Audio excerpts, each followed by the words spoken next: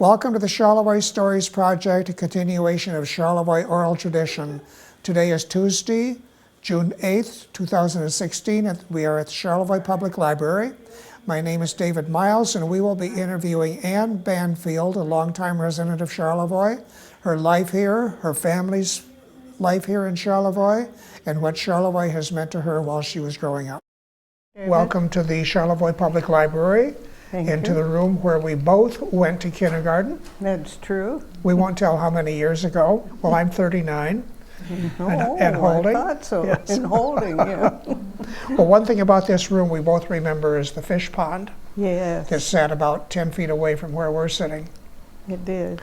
And it was a rite of passage for every kid who went to kindergarten to have fallen in at least once, or at least they could say they did. It did, yeah. Well, let's get started on your family history. Your family has quite an extensive history in Charlevoix. So can you tell us when it started with the arrival of Peter Dougal Campbell, your grandfather? Yes, grandmother and grandfather had been living in near Muskegon. It was called Whitehall. Mm-hmm. And they'd lived there quite a while after they were married, and they had their 4 children were born there. But they decided Grandpa had a job coming in Charlevoix, and so they moved by boat on the old Hackley boat to Charlevoix. On the way, they had engine trouble, pulled in at Muskegon and had the boat fixed and arrived here safely.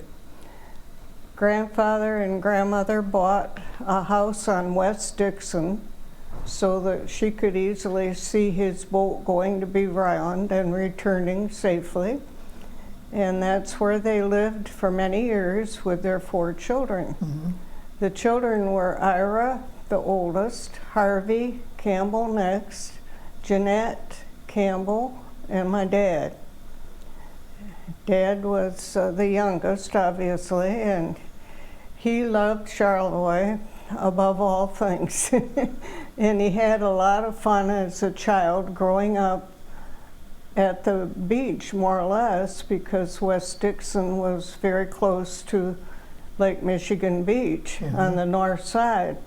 And he had many chums and friends, and they played and had a good time until he was older and went to school in the valley in the old schoolhouse, which became our band room in later years, was the old schoolhouse.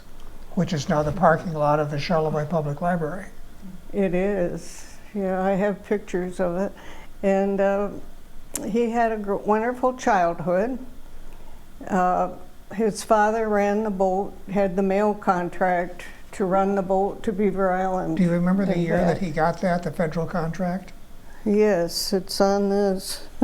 This is a copy of his contract right here, if I can get it. And that was 1896. Can you just turn around and show it to me for a second? Yeah, just flip it around so I can see it. Oh, Yeah. this way? Yeah.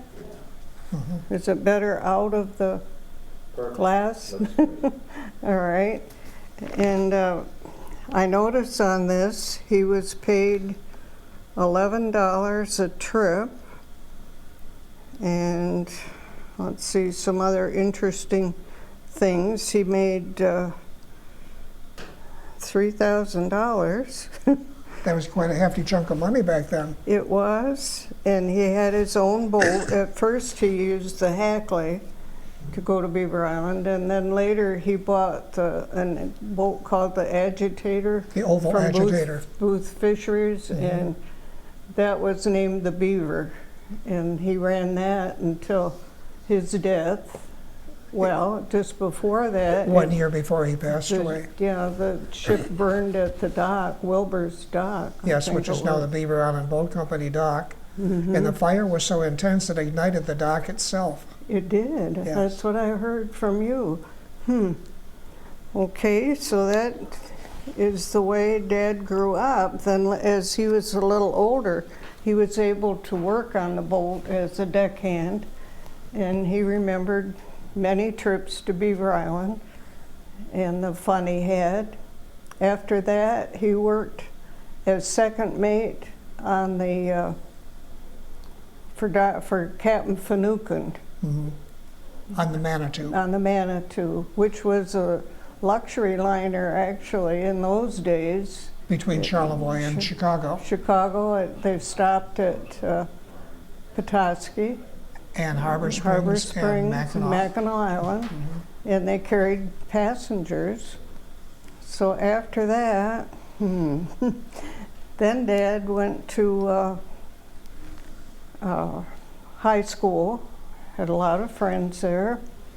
I think they were rather rowdy young men from some of the things I've heard they did, like on Halloween tying the tail of a cow to the church bell, and when the cow would move, the bell would ring, and other things that perhaps now wouldn't be laughed at, but back then it was funny. Mm-hmm. Going back a little bit with your grandfather, I think I heard you say that he was in Chicago at the time of the fire. Yes. Of 1871.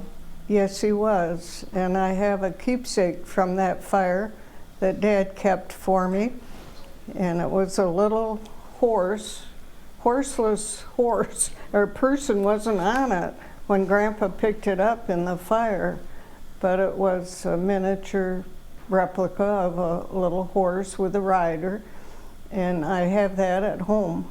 It was 1871. Dad wrote on the bottom of it.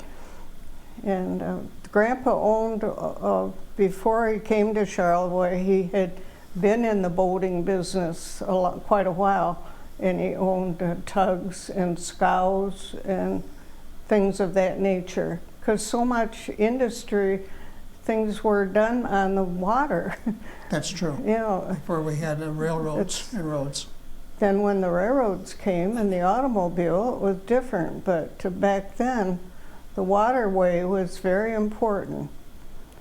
So, okay, now let's see, we'll continue. Then the family moved into another house just a block away, over on what is now Pine River Lane. Well, my dad and mother did. After Mom and Dad were married, they were married in 1915. Mother had been teaching school in Afton, Michigan. She grew up in Sheboygan, came to Charlevoix to visit her sister Minnie Wood, and married my dad in Petoskey. They were married at the Perry Hotel. And yeah. Really? I still enjoy going there and thinking about it.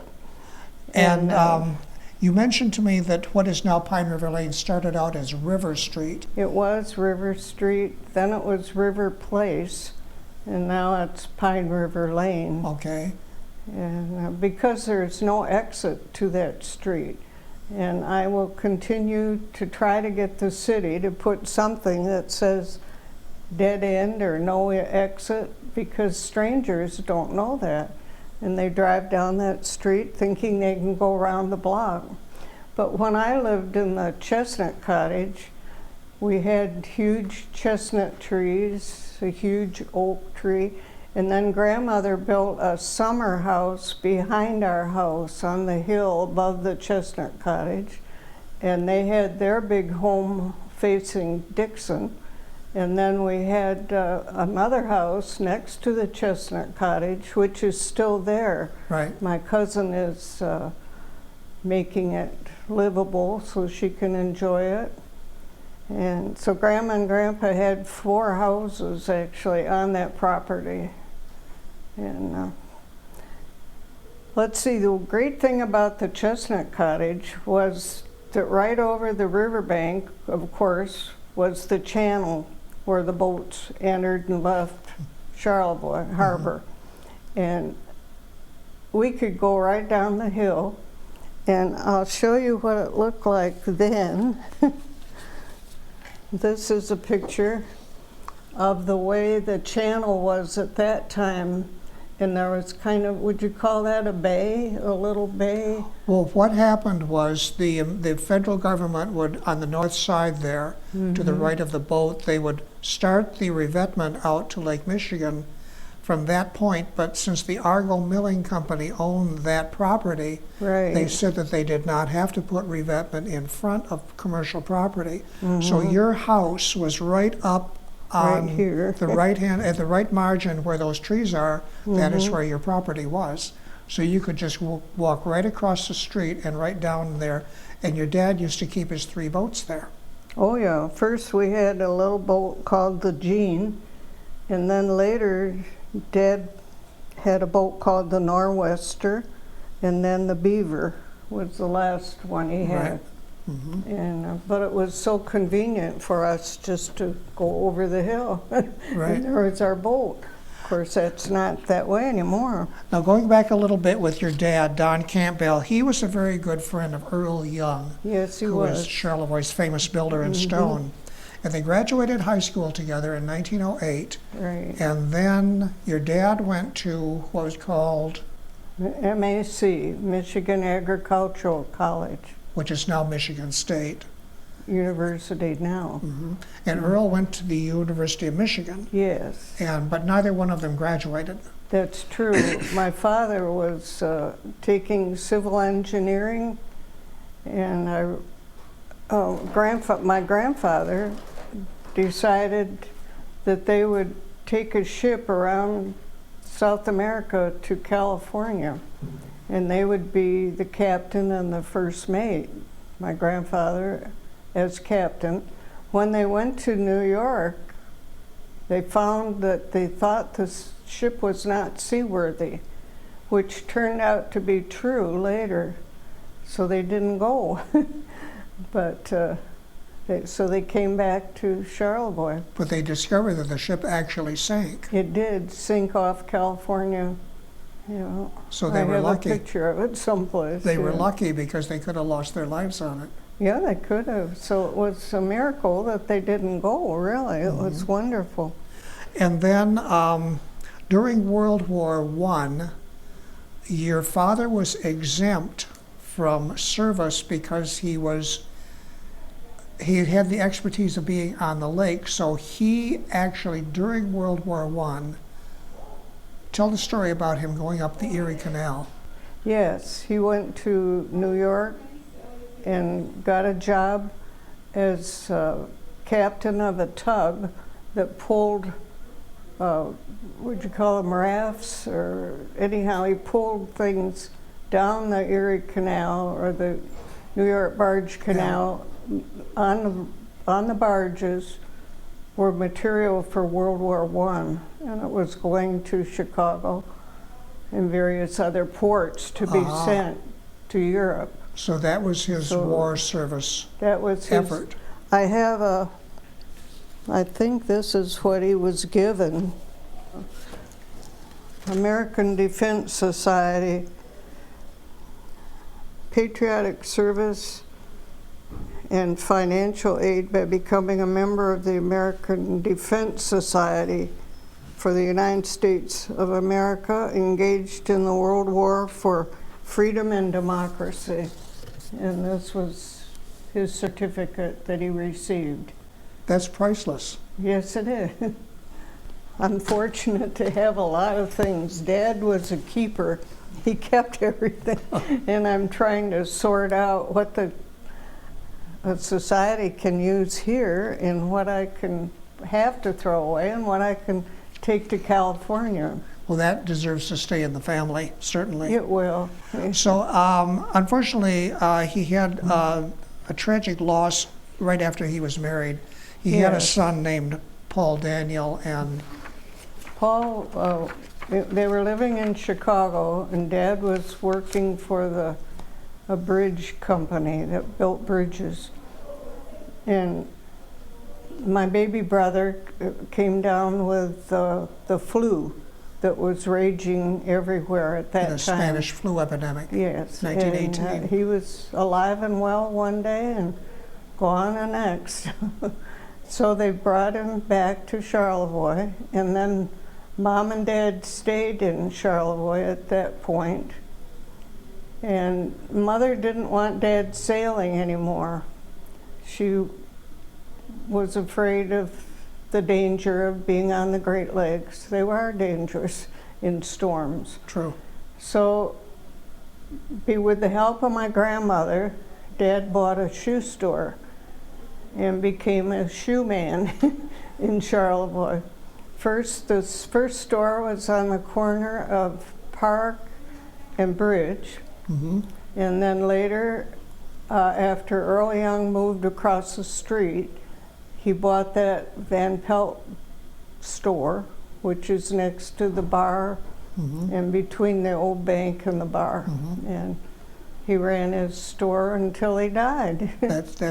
He was one of the mainstays of the downtown business community. Yes. He was always there when I was growing up, because that's where we got our shoes. Right. And one fond memory I have of the shoe store, and many other people, is he had an X-ray machine in there, which, of course, back then we didn't think was any. There was a lot of fun. There was no danger to it. So a lot of times we would just scoot into the store, and when nobody was looking, we'd climb up onto it, stick our feet in, and watch them glow green down below. Which was very dangerous. We didn't realize that. No, we didn't at the time. No. But he even has an ad that we have posted on the wall now in an exhibit that shows a bunch of bones and some shoes. Mm-hmm. And you're welcome to come in and use the machine anytime. Yeah, That's you what say, well, this is how my shoe fits. I used to do it. We all did. Well, your sister Jean arrived when? Jean was born in 1918, 1919, right after Paul passed away, not long after that. And Jean came along on Christmas Eve. Ah, And Dad mentioned he had to close the shoe store. People were lined up to buy slippers for Christmas gifts, and instead he was busy getting a daughter. uh-huh. You know. And then So you came along. I came in 1927, 8 years after my sister. And I'm sure I was unexpected, and because Mother was very ill. She always had a bad heart with a leaking valve and heart trouble, and she had to stay in bed 6 months before I was born. Really? So it was really a miracle that I lived and she did. So, and that was 1927.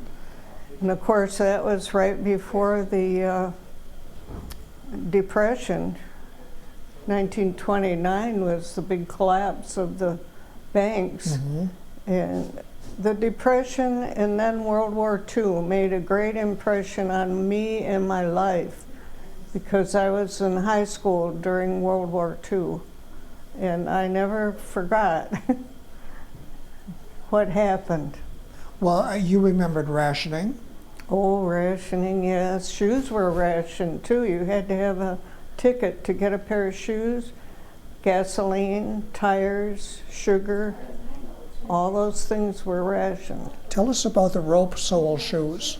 Yeah, we were short of leather because in the war they needed it for the war. So Dad ordered shoes that had rope soles. And of course, you know, any rope that's wound can come unwound. So whenever we sold a pair, he had to come put a shoe on a last and then pound metal clips on the bottom to hold them together more securely. And that I remember doing many times. So you worked at the shoe store. Oh yes, from the time I was 12, I enjoyed it. Yeah, and we had good business during the war.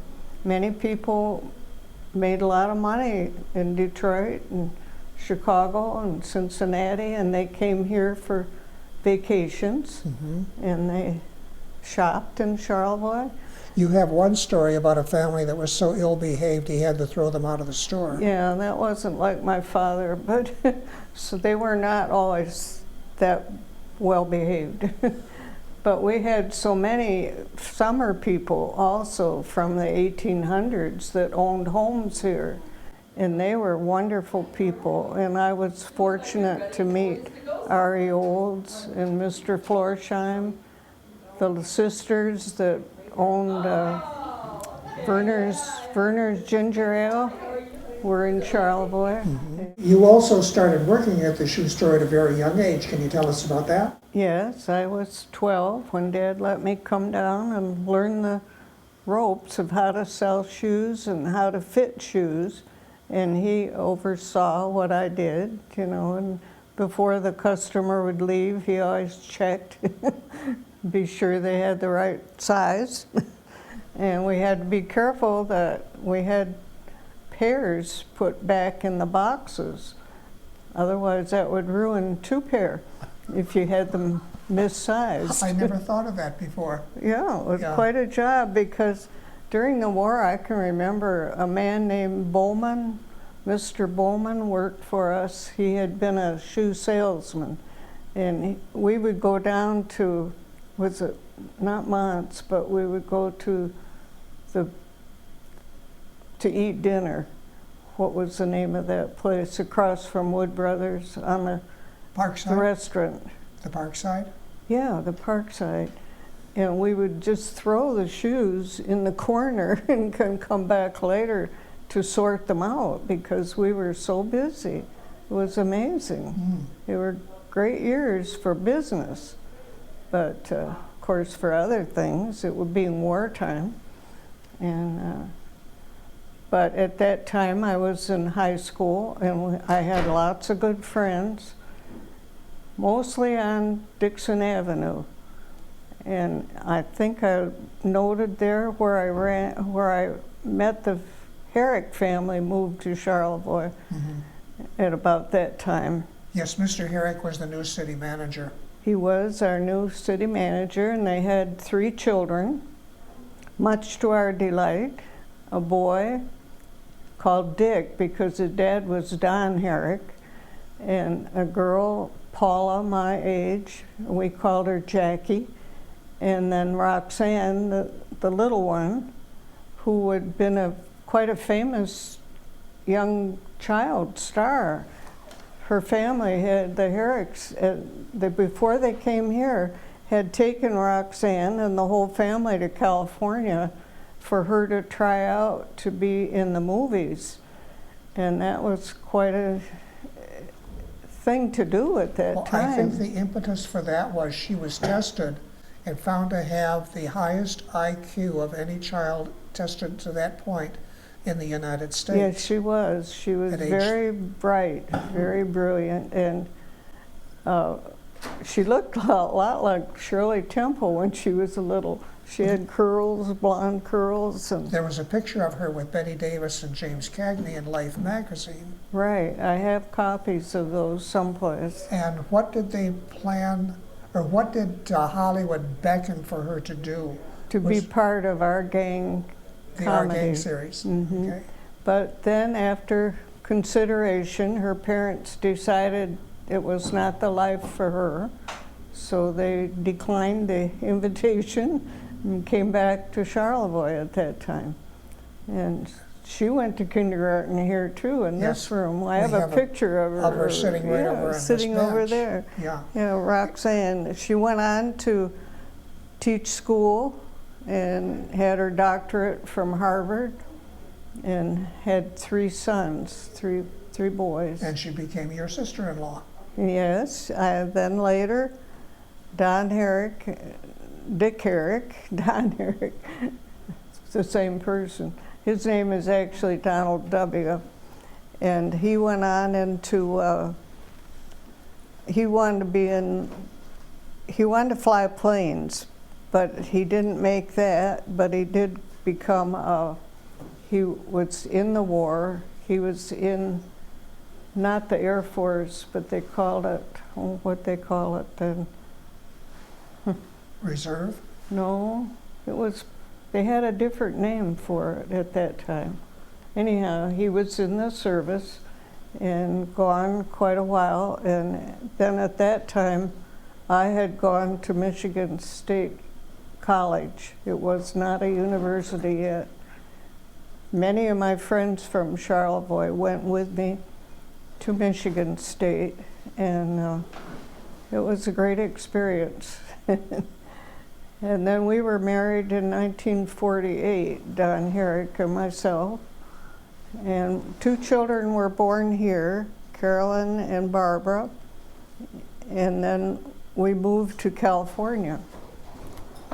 Don wanted to be an aircraft engineer, which he did become. That's where the aircraft industry was located. Yes, and he'd been out there when they had Roxanne out there, and he liked California. And so I followed him. I flew out with, well, I had the 2 little girls, Barbara and Carolyn, on Carolyn's first birthday. And then I was about to have Nancy.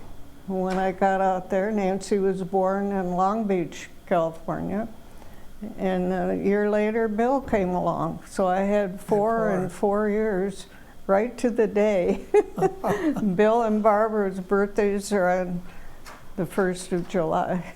So that sort of ended your career in Charlevoix for a while. So we'll get back now to the 1930s, and it was your father-in-law who was instrumental in bringing the city hall here to completion. Yes, it was. He was city manager. And when the city hall underwent a major renovation a few years ago, the architects who came in to do it said that that building is one of the classic examples of 1930s Art Deco architecture.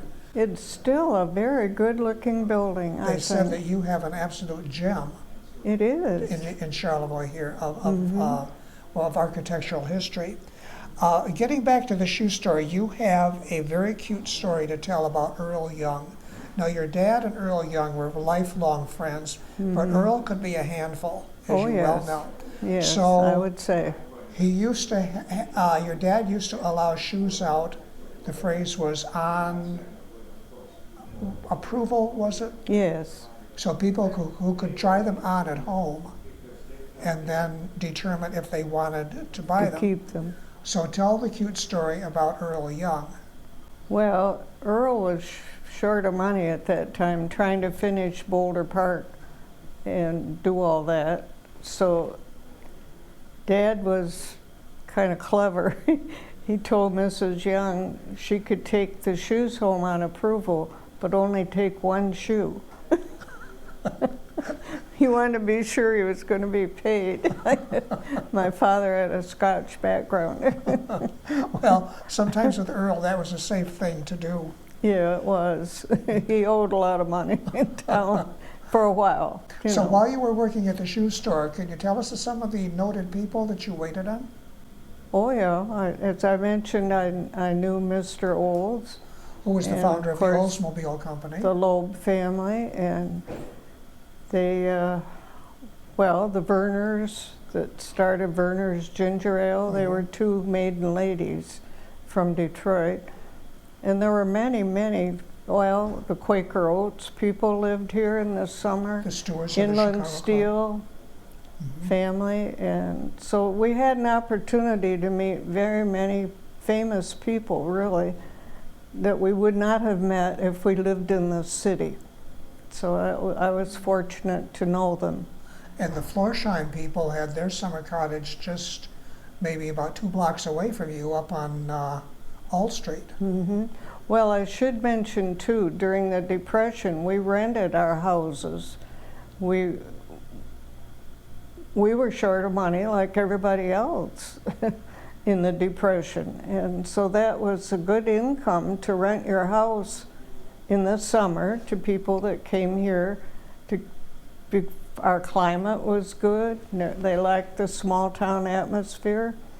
So I remember we rented our house for $1,000 a summer, the Chestnut Cottage. And yeah. There were several families in town who did that. Oh, and for some of them, yes. it was their yearly income. It was. It supplemented too. For So- some people, it was. Where did your family stay when the house was being occupied? We went up the hill to grandmother's summer house that she had bought and had built. It was one of the first prefab houses in Charlevoix, and there was no lath or plaster. The walls were just wood inside So and out. no insulation. No insulation, cold and rainy up there. Well, we had, that was another thing I wanted to mention, was what cold winters we had. This is a nice picture of the piers, and I recall always in the winter we had lots of iceberg caves. Do you remember that? Yes. And of course the big lake seldom froze, but sometimes it did. It was actually unusual if we did not have a winter like that. It was, but hot summers too. Hot summers and cold. Well, I recall once Mother wouldn't let Jean go to school. It was 40 below, and her tears had frozen on her cheeks when she started out to walk. Of course, when we walked to school, that meant we had to cross the bridge. And I walked past the Fountain City House, Pine River Lane, and the Argo Mill, and what was on the corner? Fochman's gas station was on the corner where, And the Alhambra Hotel. I have something I haven't shown you, David, is a story of Joan Nelson's mother, Trina. And Trina worked for the Loeb family.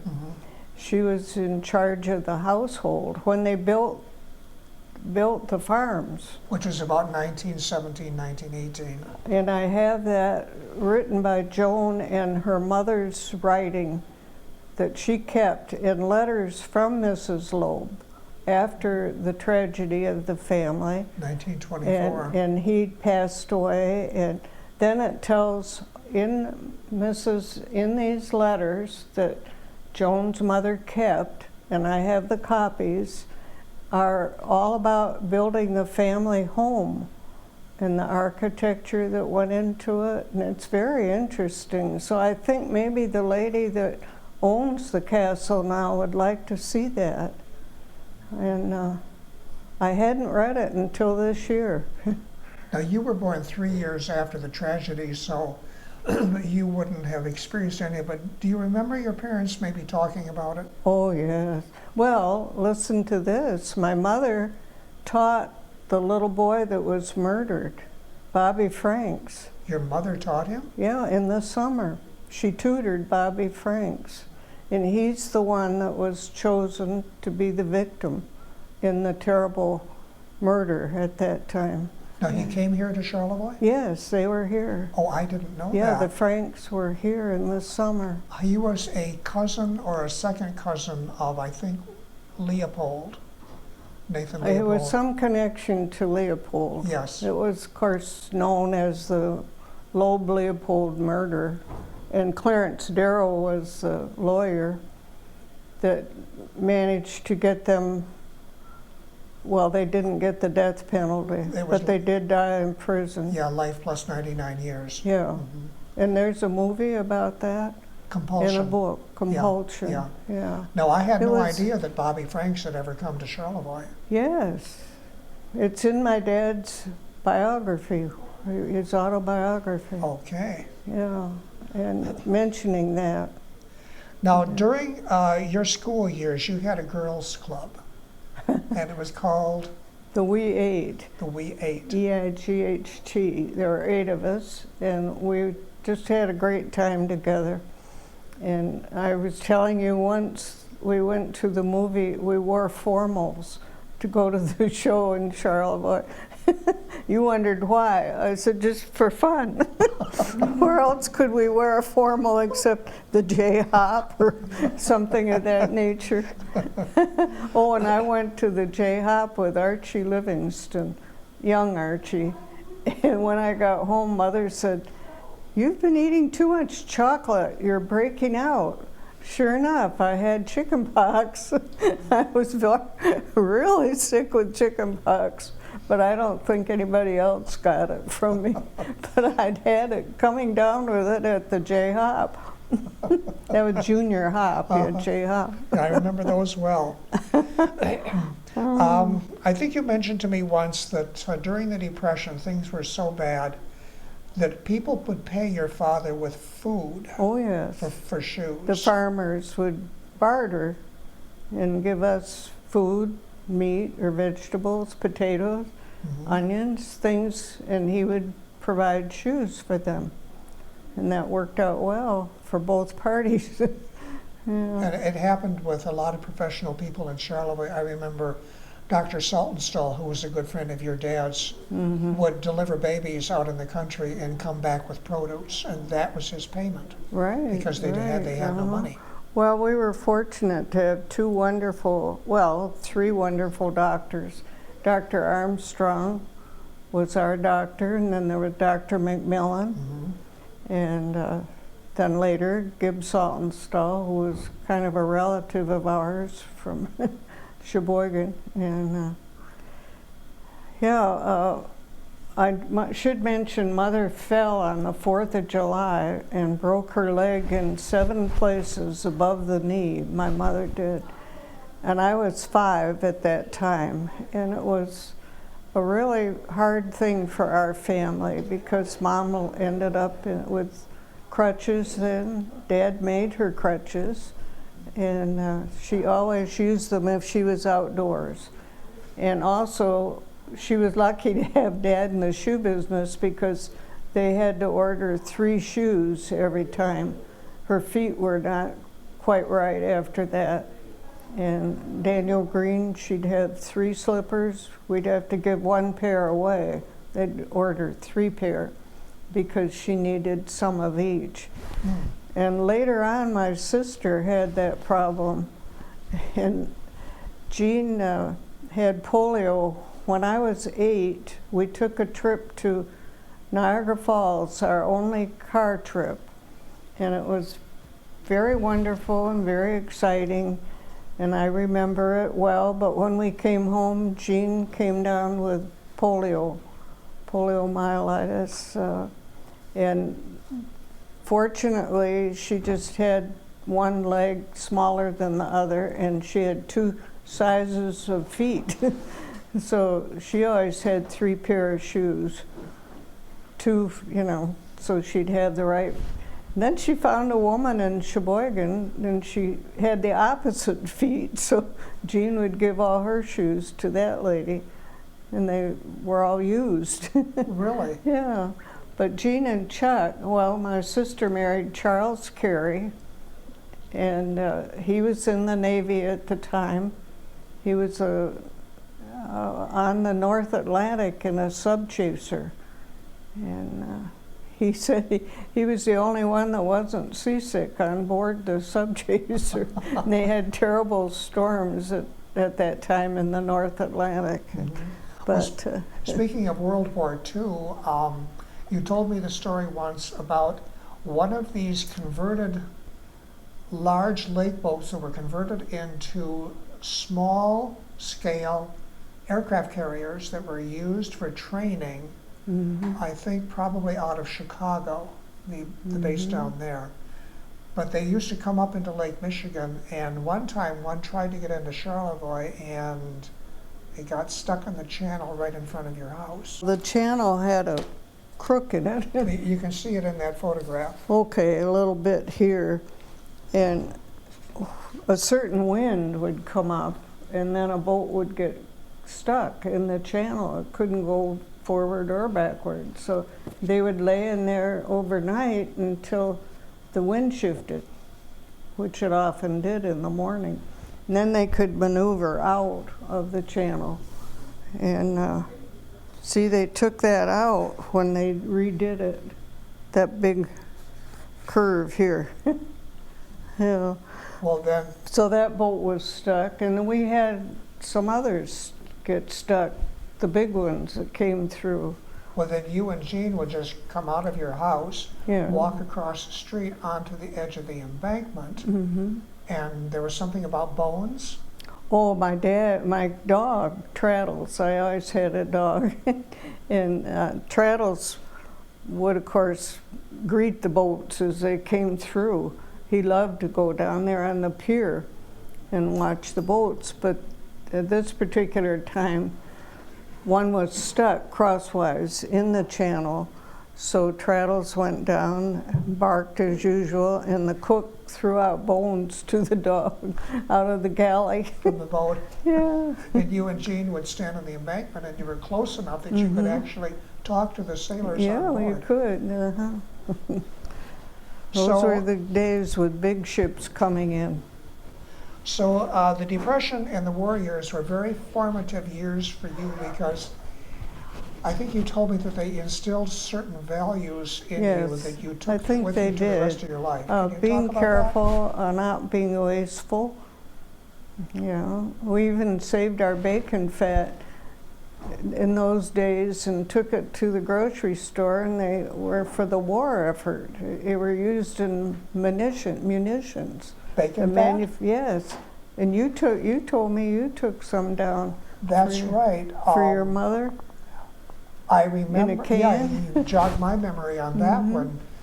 She would put bacon fat in a jar and we would seal it, and we took Mm-hmm. it down to, I think, one of the grocery stores. Milton Block or Martin Yeah, Block. And then they Mhm. would forward it on to the government. Yeah, well, so we learned to save and not be wasteful, and I think that stayed with me, and also to appreciate freedom. I belonged to the Girl Scouts, and we used to march in the parades on all of our patriotic days and 4th of July and different things. We'd march out to the cemetery and hear the speeches, and they're bringing some of that back now, too. That was always a very big deal in Charlevoix, was the Memorial Day Parade. Oh, yes. Yeah. I have pictures of that, too. I have pictures of everything. Dad loved the camera, too. Well, one thing your father did was he took a lot, as you say, he took a lot of pictures, and you loaned me some of his scrapbooks so we could take pictures of the boats Yes. that he chronicled here. There were pages and pages of them. Yes. And the nice thing about what he did was he would label the pictures with the name of the boat and the year that it was built, and sometimes the dimensions of it. So that is extremely valuable Yes. for the historical record, as to knowing something about these boats that came into Charlevoix, and there were hundreds of them. And your Well- father, I think he almost had probably a photographic memory. Yeah. Yeah. Well, your dad wrote wonderful columns for the Charlevoix Courier in the early 1960s. It was called A History of Bridge Street and the Harbor of Charlevoix, Michigan. Right. Yes, he And did. we had these pictures of Bridge Street that we didn't know who took them until we finally discovered they were taken by Earl Young in the mid-1930s. So everything started to match up, and that resulted in a book that you did for the Historical Society called Yes. A History of Bridge Street and Harbor of Charlevoix, the Beautiful Michigan by P.D. Campbell. Yes. And if you want to just open it up to a couple of random pages to show what Here's my dad at college. that your dad in Good-looking college, guy. and then go on a little till we get to the middle part, and just, yeah, show that. And those are what we were able to illustrate with your father's text. And it was just, everything fit so beautifully together because we finally had the ability to put these two together and made this wonderful book. Well, you helped organize this I too, helped David. organize it, too. Yes, you were involved. Right. And then the money from it, after I was paid for publishing it, the rest of the money stayed with the Historical Right. Society. And keep that picture open here because that view is only 1 block from the house that you lived in. Mm-hmm, the Alhambra? No, this Yeah, is, that's the Alhambra oh, on and the old right. bridge. That's the old bridge. So that is what you saw This is the every railing. day when you walked from your house Oh, downtown. yeah. And this railing, Dad bought all the old railing when they built the new bridge, 1947. and he donated it. It was donated to the city. He paid $1 for all the old railing. It's in the park And, yeah, Hoffman Park. Hoffman Park and Park Avenue. on Park Avenue. Yeah, he liked to save things. He always said things gain a lot of meaning as they grow older. And Well, this is wonderful what he did. And then tell well, us then he about painted. this. That's what I forgot. Oh, yes, my daughter and her husband made this DVD about our family. And I tell a few things in it. And anyhow, it's being sold at the bookstore downtown and the Historical Society. And Barbara and Mike donated the money to the Historical Society. So it tells about Dad's life, a sailor's life. Now, I think we should also mention he was a very accomplished artist. He was. Is He that painted. a self-portrait of himself? Yes, he He did that. He did one of me in high school too. I should mention my mother passed away, and that's what I was thinking of. In 1946, she suddenly died from heart problems. And I was in college at the time. And then later, my father, 10 years later, my father married Mildred Campbell, who lived to be in her 90s. Dad died at 74, but Mildred was with us until in her 90s. And that's why Randy and Peter Carey and I have the property for sale on Pine River Lane. Mildred left it to us, and Jean was gone, so her boys have half and I have half. And that's how that happened. Which hopefully will develop sometime in the near future. Hopefully, it'll be sold someday. Well, Ann, thank you so much. This Well, has you're been very wonderful. welcome. Yeah, So, it's just, on behalf of the Charlevoix Public Library, we extend our sincere appreciation to you for participating in this. well, I'm happy to. And anybody that wants to come and see my house, this is my last year. It's been sold and will be owned by the young man of my neighbors. Their son bought it, son and wife. So I'll be in California the rest of my life.